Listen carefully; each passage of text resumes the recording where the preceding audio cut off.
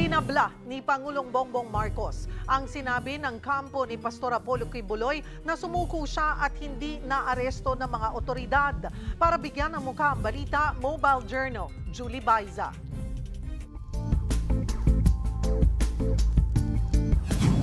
Nilinaw ni Pangulong Bongbong Marcos na hindi sumuko si Kingdom of Jesus Christ founder Pastor Apollo Kibuloy. Sa ambush interview kay Pangulong Bongbong Marcos, base raw sa pagkakaunawa niya, hindi naman kusang pagsuko sa batas o sa mga otoridad ang ginawa ni Apollo Kibuloy. Ang nangyari, napilitan siyang lumabas dahil malapit na ang pulis sa kanya. To his credit, ang sabi niya, yung mga follower niya, magpapakamatay para sa kanya. At ayaw niyang mangyari yun. So to his credit, he was still displaying a modicum of leadership to his followers. Hindi rin daw lilitaw si Kibuloy kung hindi naman hinabol ng husto ng mga otoridad. Kaya dahil dyan, kinikilala ng Pangulo ang naging puspusang trabaho ng Philippine National Police.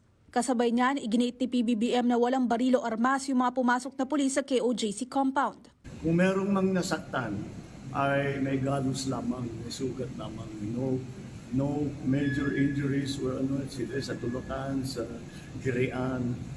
Ngunit wala namang nasaktan na, wala namang namatay, walang naparil. Dahil walang ulitin ko.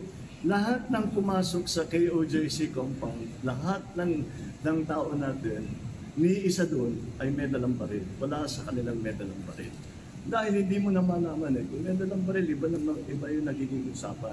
Yung instruction ko sa kanila. Wala akong gusto masaktan. Hindi ko naman gustong saktan yung mga member ng KOJC. Kasabay nito, idinetalye ng Pangulo ang paglitaw ni Kibuloy at kung bakit may presensya ng Armed Forces of the Philippines sa Davao. Sabi niya, alas 8 hanggang alas 9 ng umaga nitong linggo nang makipag-ugnayan ng kampo ni Kibuloy na handa na nga siyang magpakita. Pero ang hiling nila, kailangang may presensya ng AFP dahil wala na raw siyang tiwala sa PNP.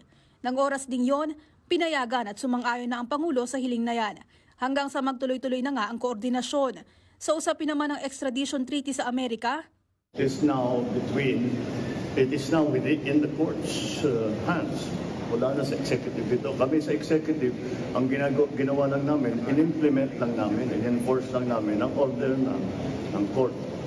Nilinaw din ng Pangulo na walang magiging special treatment kay Kibuloy. Itatrato daw siya gaya ng ibang naarestong individual.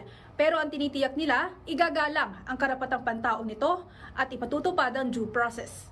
Mobile Journal Julie Baiza po, hatid ang mukha ng balita.